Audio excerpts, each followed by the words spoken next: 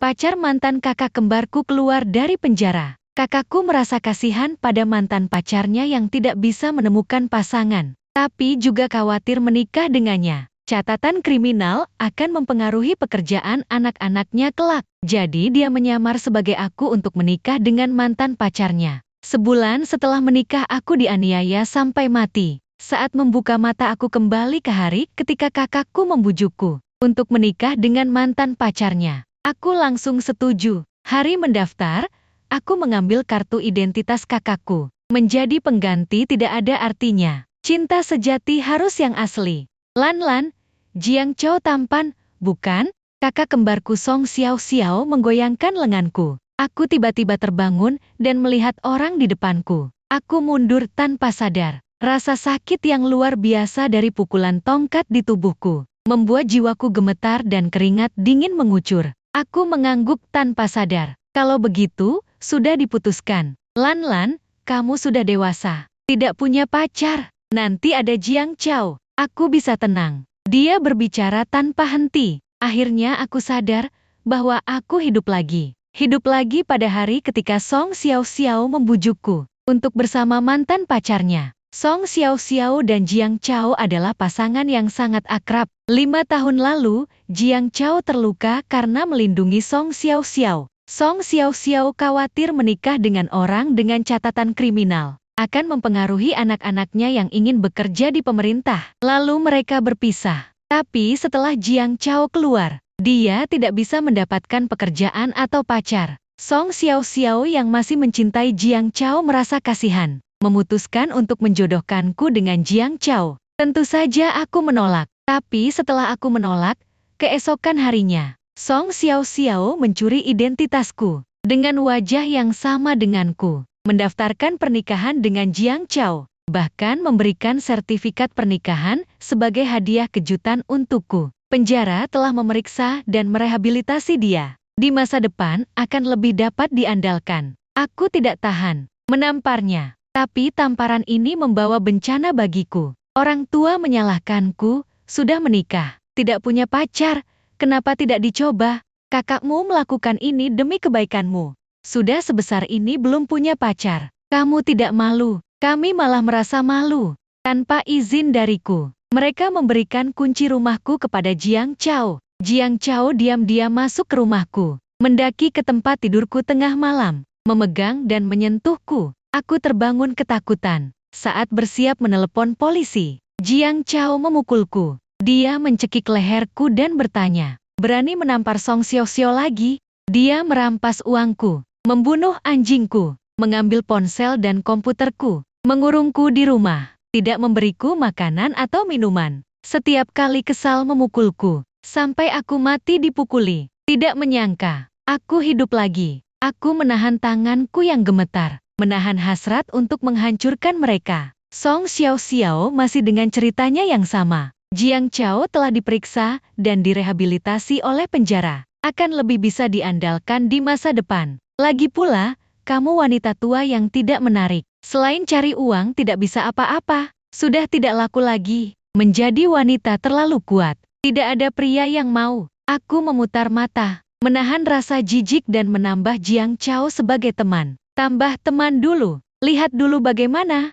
Tambah teman untuk apa? Langsung saja ajak Jiang Chao ke tempatmu. Langsung kembangkan perasaan. Bagus kan? Kalau kamu malu, aku bantu kasih kunci ke Jiang Chao. Tidak perlu. Aku tersenyum pura-pura malu. Dulu menganggap Jiang Chao sebagai kakak ipar. Sekarang harus berubah peran. Agak tidak terbiasa. Lagi pula, makanan enak tidak takut terlambat. Kamu setuju kan, Jiang Chao? Di kehidupan sebelumnya, dia berulang kali memukulku untuk melampiaskan kemarahannya pada Song Xiao Xiao. Orang yang dia suka tetap Song Xiao Xiao. Aku bilang, dia langsung setuju. Aku berdalih ada urusan, lalu pergi dari rumah. Sebelum pergi, aku mengambil buku keluarga. Meskipun kami kembar, tapi dia pintar alami, ceria dan ramah, pandai berbicara. Aku biasa saja. Soal matematika yang hanya perlu sekali dijelaskan untuknya. Aku perlu 3 kali, 5 kali, bahkan 8 kali, 10 kali. Tidak ada yang tidak suka anak yang manis. Orang tua juga. Mereka menaruh semua harapan pada kakak. Setelah lulus kuliah, kakak memutuskan melanjutkan studi. Orang tua sepenuhnya mendukung. Tidak lama, orang tua menyarankan agar aku menyewa tempat dekat kantor. Alasannya agar lebih mudah pergi dan pulang kerja. Tapi setelah aku pergi, mereka membongkar tempat tidur dan lemari, membuangnya, menyediakan ruang belajar untuk Song Xiao Xiao. Saat pergi, ibu mengikutiku dari belakang. Jangan salahkan kakakmu, memperkenalkanmu pada Jiang Chao. Dia hanya peduli padamu, tidak ingin kamu sendirian. Lagi pula kamu pendiam, sangat kuat. Pria mana yang mau padamu? Dengan gajimu yang besar, pasti membuat pria lari. Kalau nanti tidak menikah, akan jadi aneh. Aku terdiam. Dia melanjutkan, kamu juga tahu, Jiang Chao dulu masuk penjara demi kakakmu. Kalau kamu tidak setuju, dia akan mengganggu kakakmu terus. Kalau kakakmu dengan mantan napi, hidupnya hancur. Kamu dan Xiao Xiao adalah saudara kembar. Dengan penampilanmu yang biasa, tidak mungkin dapat pria baik. Pas untuk kakakmu menyelesaikan masalah ini. Jangan buat masalah. Rubuh. Dari awal sampai akhir, dia yang bicara. Tapi yang dianggap bikin masalah malah aku. Jadi, sebenarnya kamu juga tahu, mencari mantan napi tidak baik. Tapi dibandingkan dengan aku, kamu lebih tidak mau Song Xiao Xiao bersama Jiang Chao. Bilang aku pendiam dan kuat. Hanya alasan untuk menutupi keberpihakanmu. Ibu terkejut. Aku pergi dengan marah. Sejak kecil, mereka selalu mengabaikan aku, melupakan aku. Saat hari raya beli hadiah, tidak pernah ada bagian untukku. Jelas-jelas ulang tahun kembar, tapi hanya Song Xiao Xiao yang boleh pilih kue, pilih restoran. Aku memilih satu hidangan favorit, dibilang pilih-pilih. Dulu saat kecil, aku ingin minum sup. Mereka bisa membuatku mengisi mangkuk sup dengan air mata. Setelah dewasa, mereka minta uang untuk membantu Song Xiao Xiao. Kamu tidak banyak keinginan, tidak beli baju, tidak minum teh susu juga tidak apa-apa. Kakakmu tidak bisa, kakakmu suka. Kenapa tidak mengalah?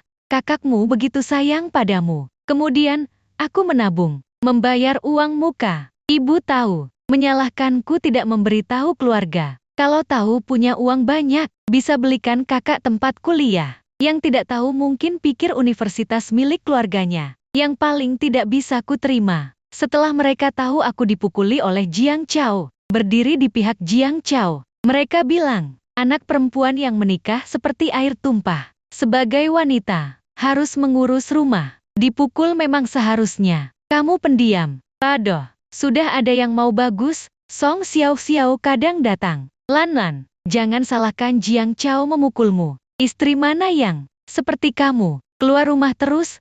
Siapa tahu tiap keluar, ketemu siapa? Dandan cantik.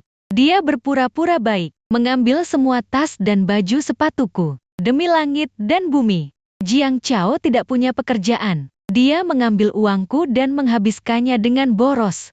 Jika aku tidak bekerja, apakah aku harus duduk di rumah dan makan gratis? Diprovokasi oleh Song Xiao Xiao, Jiang Chao mengurungku di rumah. Setiap kali kesal, memukuliku. Aku melapor polisi. Mereka memberi kesaksian untuk Jiang Chao. Bilang, aku punya temperamen buruk. Sudah dapat suami baik, masih tidak tahu berterima kasih. Aku menggugat cerai. Song Xiao Xiao berpura-pura peduli. Menanyakan bagaimana bisa aku seperti ini. Akhirnya menghela nafas dan berkata, sudahlah. Wanita setelah punya anak akan jadi baik. Satu kalimatnya, menentukan hidup dan matiku. Mereka mengurungku di rumah untuk hamil, tanpa sehelai benang. Tidak diberi makan minum. Aku melawan. Jiang Chao memukulku. Akhirnya di hari kelima tanpa makan minum, aku dipukuli sampai mati. Setelah aku mati, mereka menggugat Jiang Chao atas pembunuhan. Jiang Chao kembali di penjara. Orang tua sebagai ahli waris mengambil alih rumah dan tabunganku. Mereka memakai uangku untuk menghias Song Xiao Xiao, memberikan suami, seorang profesor terhormat dari universitas yang sama. Mereka menggunakan uangku untuk bebas dari Jiang Chao, menghabiskan uangku. Kadang-kadang masih mengutuk nasib burukku. Entah karena kebencianku terlalu kuat, aku mendapatkan kesempatan untuk mengulang kembali. Kesempatan langka. Kali ini, aku akan membuat mereka semua membayar harga. Menikah dengan Jiang Chao. Tentu saja, menjadi pengganti tidak ada artinya. Cinta sejati harus yang asli.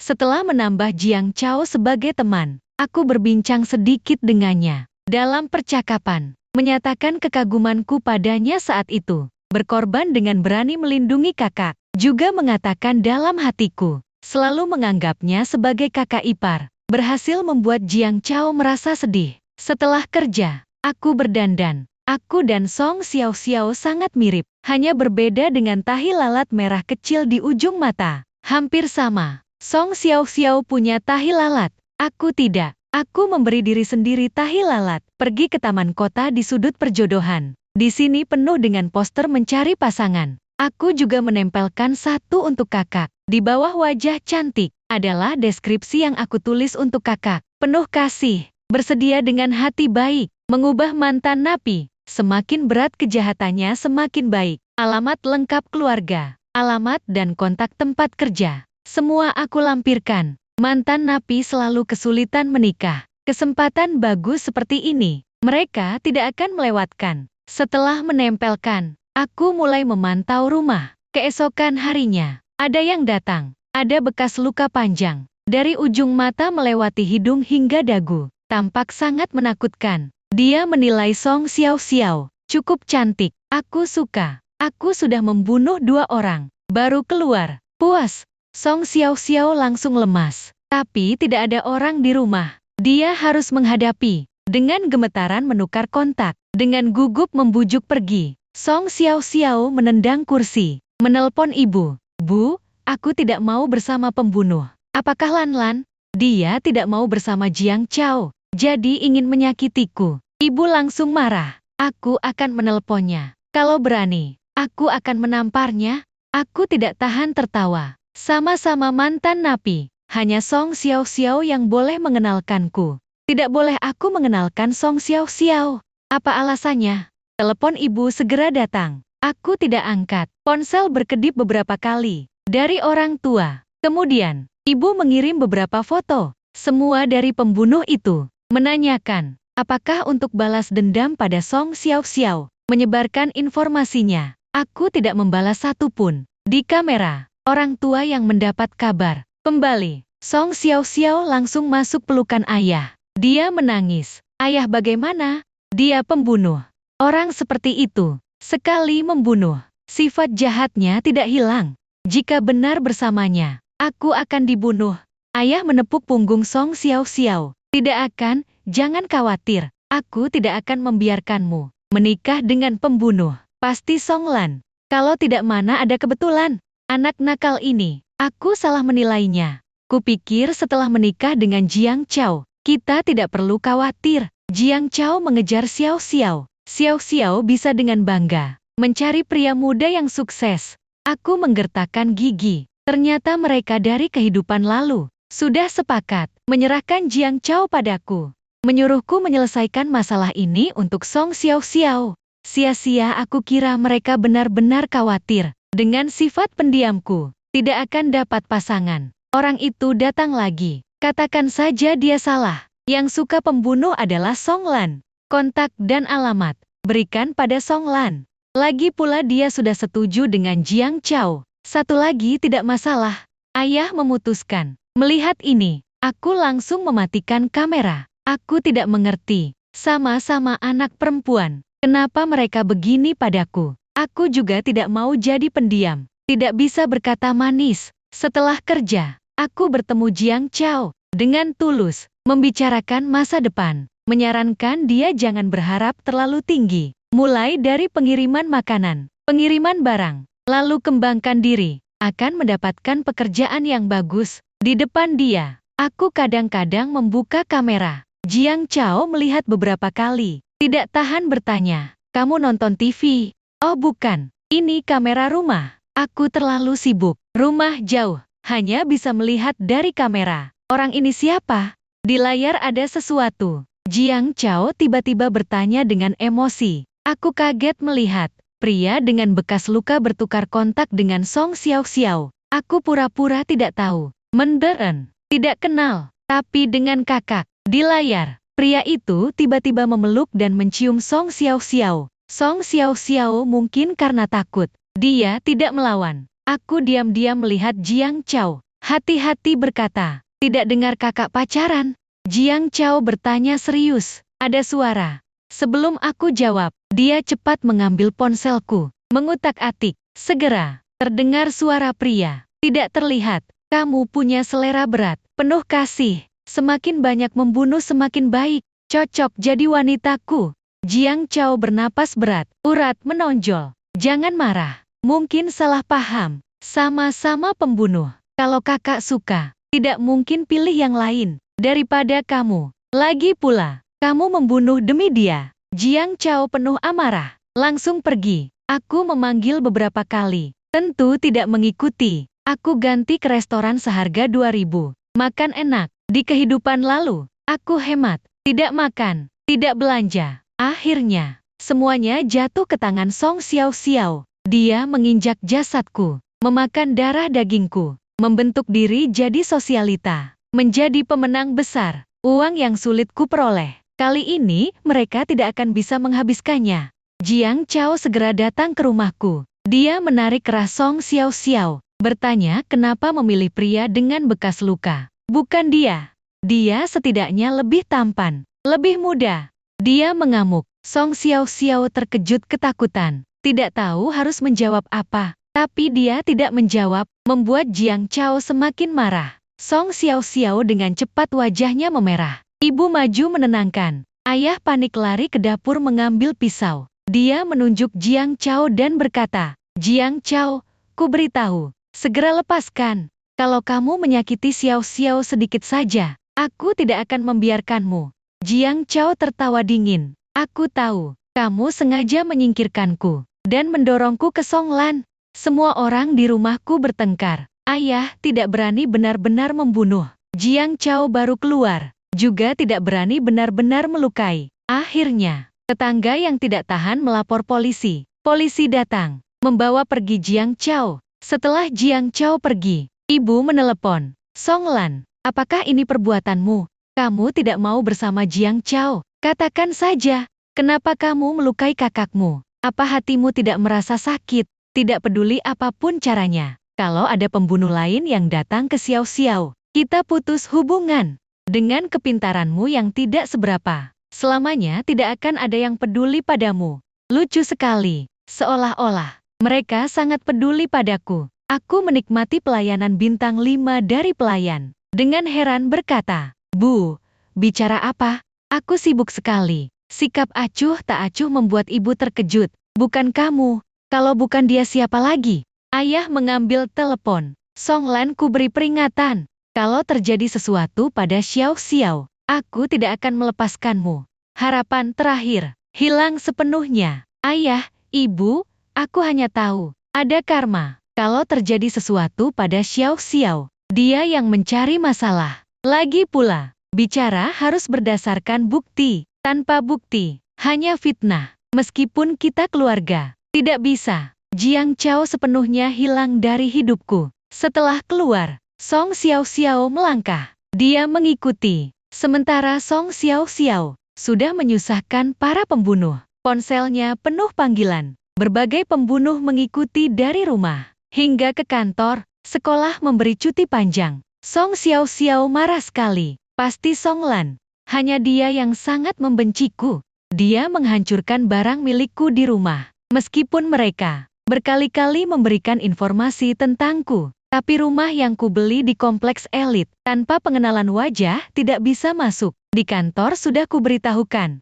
kalau asal tidak jelas, tidak diperbolehkan masuk. Nomor telepon, sudah kubuat nomor baru. Nomor lama dijadikan panggilan asing. Ditolak, para pembunuh mencari informasi. Tetap kembali ke Song Xiao Xiao. Mengganggu terus, para pembunuh terus datang. Orang tua ketakutan, tetangga tidak tahan. Mereka menuntut orang tua, segera selesaikan masalah. Kalau tidak akan mendesak, mereka pindah. Orang tua melapor polisi berkali-kali. Tapi para pembunuh menjaga batas, hanya memastikan kontak. Terus mencari Song Xiao Xiao, tidak melakukan apapun. Polisi ingin menangkap tidak ada alasan. Song Lan, tidak peduli bagaimana caranya. Segera buat para pembunuh itu hilang. Kalau tidak jangan harap masuk rumahku.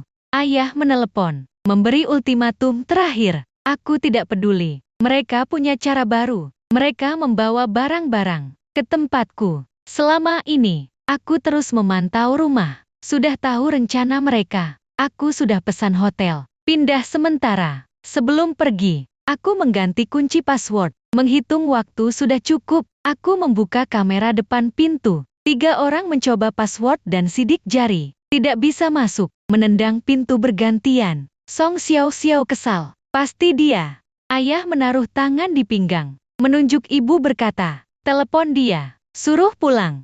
Rumah kita kacau. Dia masih bisa santai. Bilang padanya, mulai sekarang, kami akan tinggal di sini. Suruh dia pergi. Ponselku berdering. Aku tidak buru-buru angkat. Dia merasa bersalah. Sengaja. Song Xiao Xiao berteriak. Di telepon. Ibu berpura-pura peduli. Song Lan katakan, apakah ini perbuatanmu? Jelas yakin. Tapi masih bertanya. Benar-benar lucu. Tapi aku berkata, Bu, ada bukti.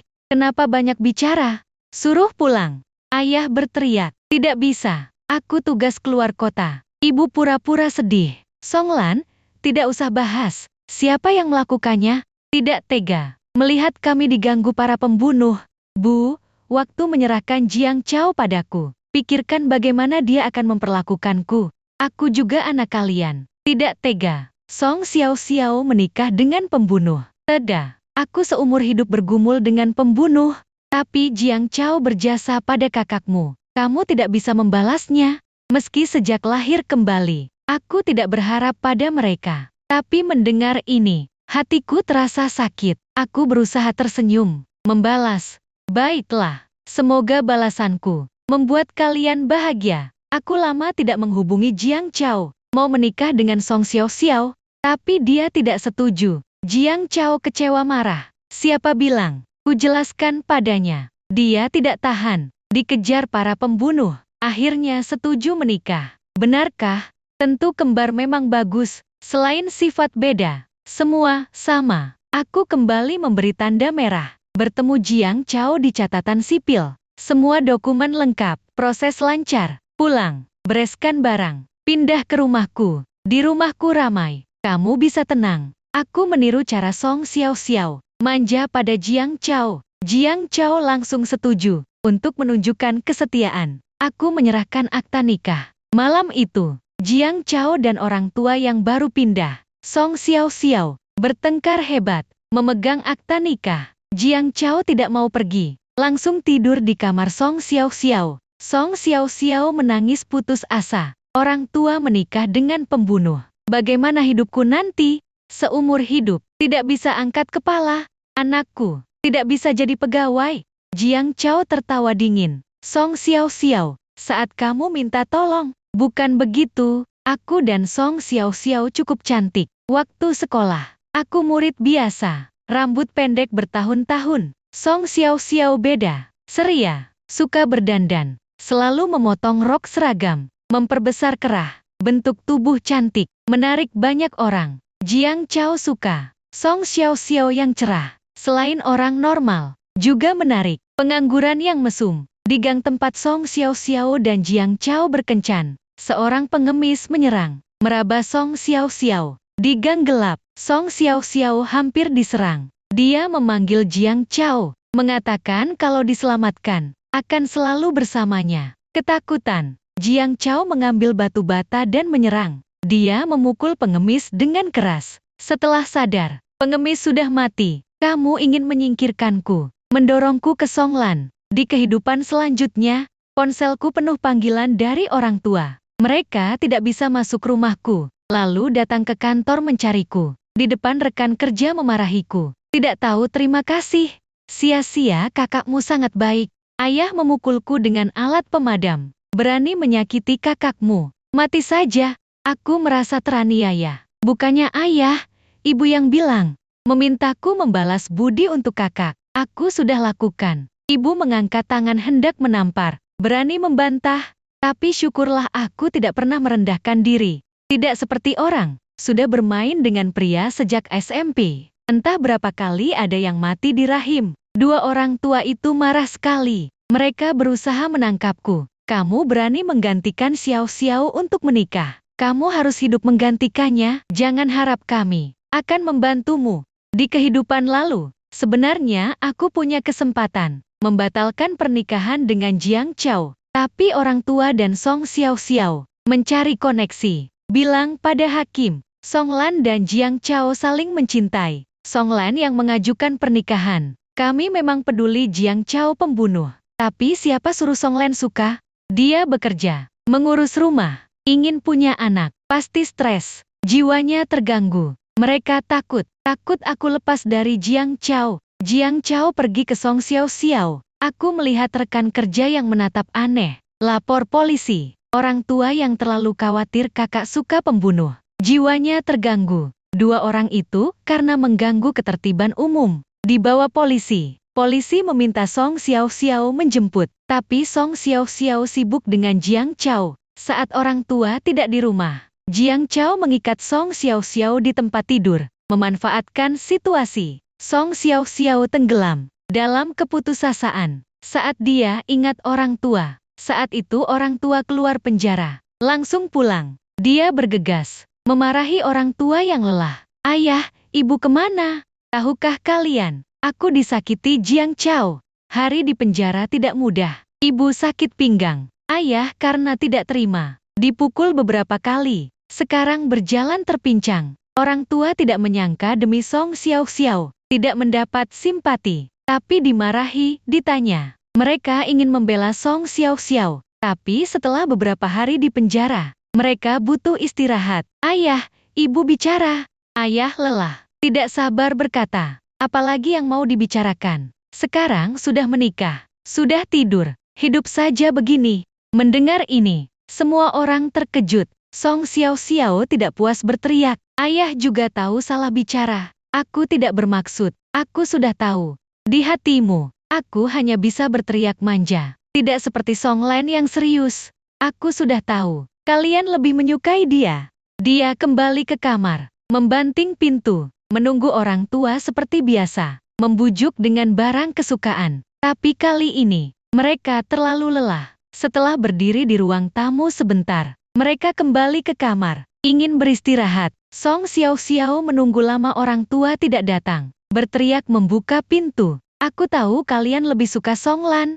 Dia menggantikan aku menikah dengan Jiang Chao. Aku harus bersama pembunuh. Hidupku hancur oleh dia. Kalian puas? Ayah marah. Song Xiao Xiao, bisa lebih pengertian.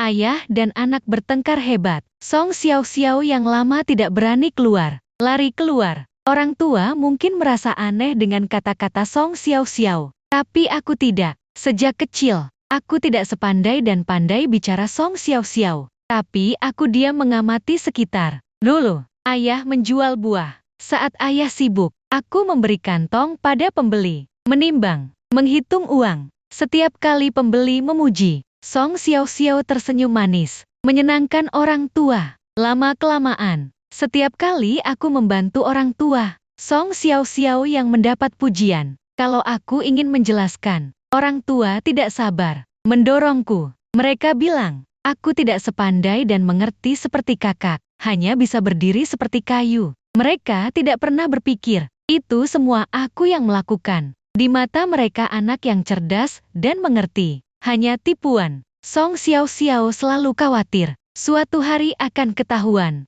Dia hari demi hari, bersikap manis pada orang tua, menyingkirkanku. Tapi bagaimana aku akan membongkarnya?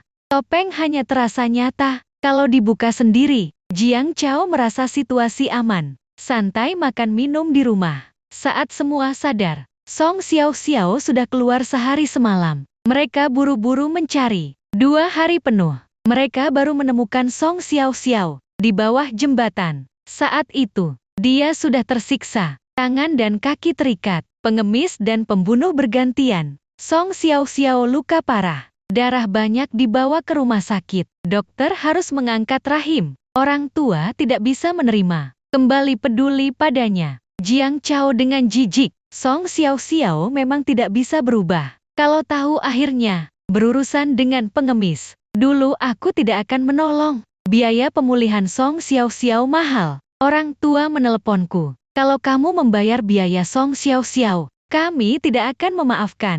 Kali ini kami maafkan. Saat itu, aku baru tiba di Melbourne. Aku menerima tugas luar negeri. 2 perusahaan berkolaborasi. Selama 5 tahun. Kakak kotor. Bagaimana ini? Orang tua berharap anak perempuan menjadi sukses. Mungkin gagal. Ayah marah. Song Lan, ibu sedih. Bagaimana bisa punya anak tidak berperasaan? Kalian orang tua terbaik di dunia. Percaya, pasti bisa cari uang untuk Song Xiao Xiao. Usia 60 masih bisa berjuang. Ayah ibu semangat. Aku percaya kalian. Aku mencabut kartu SIM, membuangnya. Rumah sudah kujual sebelum keluar negeri. Kali ini, kalau aku tidak mau, tidak ada yang bisa menghabiskan uangku. Orang tua sibuk, kerja dan rumah sakit. Makin tua, Jiang Chao membenci Song Xiao Xiao. Setiap hari menunggu makan. Saat orang tua tahu, uang pensiun sudah dicuri Jiang Chao. Mereka lapor polisi. Tapi Jiang Chao mungkin belajar di penjara. Sementara tidak bisa ditemukan. Tanpa uang, perawatan Song Xiao Xiao hanya bisa dengan perawatan dasar. Seperti anti-inflamasi. Song Xiao Xiao manja sejak kecil. Tidak tahan menderita. Setiap bertemu orang tua, marah besar. Kalian kasih uang ke Song Lan? Aku tahu kalian berpihak.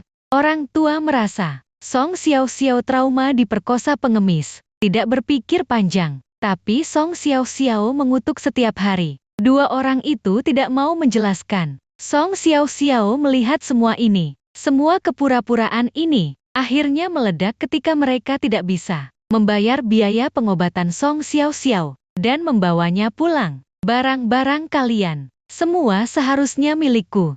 Song Lan itu siapa? Dari kecil diam-diam melakukan ini, melakukan itu, berharap mendapat kasih sayang. Mimpi saja. Ibu terkejut. Apa yang kamu katakan?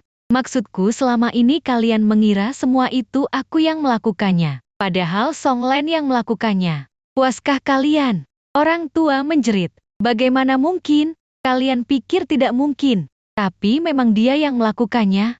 Hahaha. Tapi dia bodoh, pendiam.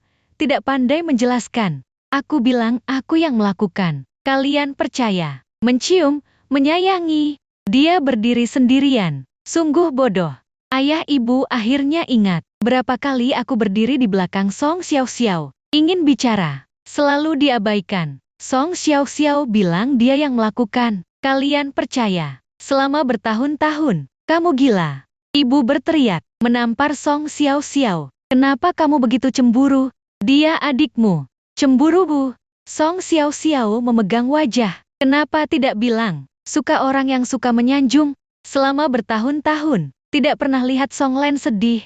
Pernah lihat? Ayah juga menampar. Song Xiao Xiao tertawa. Kalian menyesal. Song Xiao Xiao membenturkan kepala ke ibu. Melempar pemantik yang dulu diberikan pada ayah. Minyak goreng. Langsung terbakar. Ayah menyeret ibu. Tapi tidak bisa lari lebih cepat dari Song Xiao Xiao. Song Xiao Xiao cepat memasang penghalang pintu, membiarkan orang tua mendorong pintu. Tidak bisa dibuka. Tetangga yang melihat kebakaran melapor polisi. Saat pemadam memadamkan api, ibu sudah mati terbakar. Ayah selamat di kamar mandi, tapi tubuhnya terbakar parah karena penghalang pintu. Song Xiao Xiao segera ditangkap. Polisi menemukan perusahaanku. Meminta aku pulang. Aku pikir, akhirnya pulang. Melihat akibat dari perbuatan mereka. Ayah terbalut seperti mumi. Melihatku, menangis. Karma, karma. Kamu balas dendam. Bukan? Hatiku tergetar. Tidak peduli. Maaf, kami salah. Lan, tolong ayah. Nanti ayah hanya mencintaimu. Cinta. Aku tertawa. Tapi aku tidak butuh cintamu. Sejak terlahir kembali, aku tahu. Hubungan keluarga tidak ada, apalagi mencintaiku. Hanya pilihan terpaksa. Dia susah payah mengulurkan tangan, ingin meraihku. Tapi aku lebih tinggi, seperti dia dulu. Tidak sabar melambaikan tangan, cabut alatnya. Dia tidak rela, atau terkejut, ingin memohon, menahanku. Tapi aku hanya menatap dingin. Mencintaiku harusnya naluri, bukan pilihan. Luka Song Xiao Xiao belum sembuh. Masih dirawat di rumah sakit. Aku menemuinya. Dia baru saja memotong pergelangan tangan. Luka tidak dalam, masih bisa diselamatkan. Beberapa bulan tidak bertemu. Dia kurus sekali, baju pasien longgar. Melihatku, memandang dengan benci. Melihat aku jadi begini. Kamu puas? Setidaknya kamu masih hidup, bukan? Di kehidupan lalu, dia tidak ingin bersama Jiang Chao, tapi cemburu melihat Jiang Chao dan aku. Mendorong Jiang Chao menyakitiku, sampai aku mati dipukuli. Tapi sebenarnya, uang orang tua habis untukmu. Dicuri Jiang Chao, seperti dulu mencuri uangku. Jiang Chao menghabiskan uang orang tua. Song Xiao tidak percaya. Aku tidak peduli. Sekarang gajiku jutaan. Tidak butuh uang mereka. Orang tua tidak pernah berpikir anak yang paling disayangi akan membunuh mereka. Oh iya, aku menemui ayah. Dia terbalut, memohon padaku, bilang akan mencintaiku. Aku menolak. Kartu nomor cinta itu untukmu. Dulu saat berbangga, pernah berpikir suatu hari akan membayar harga. Oh, kamu suka pria. Rasanya menyenangkan. Dikekang, ditekan, diserang, dipermalukan, dipertontonkan, dijadikan piala, dihina, dipukul. Saat menutup mata melihat pria kejam. Setelah terlahir kembali, aku berkonsultasi lama dengan psikolog. Sekarang giliran Song Xiao. Tapi tidak kusangka, mentalnya rapuh. Dia gila. Langsung dikirim ke rumah sakit jiwa. Tapi dia tidak tahu, ada petugas bernama Jiang Chao. Setelah mencuri, dikejar orang tua. Jiang Chao tidak bisa lari, masuk ke rumah sakit jiwa. Dan sekarang, merawat Song Xiao, wanita yang membuatnya membunuh. Menikah lalu menghina. Siang Jiang Chao jadi perawat, malam jadi suami. Semua yang aku alami terjadi pada Song Xiao. Song Xiao meninggal lebih lambat dari yang kuduga. Dalam perjalanan ke rumah sakit jiwa, aku menelepon polisi. Jiang Chao berhutang, saatnya membayar.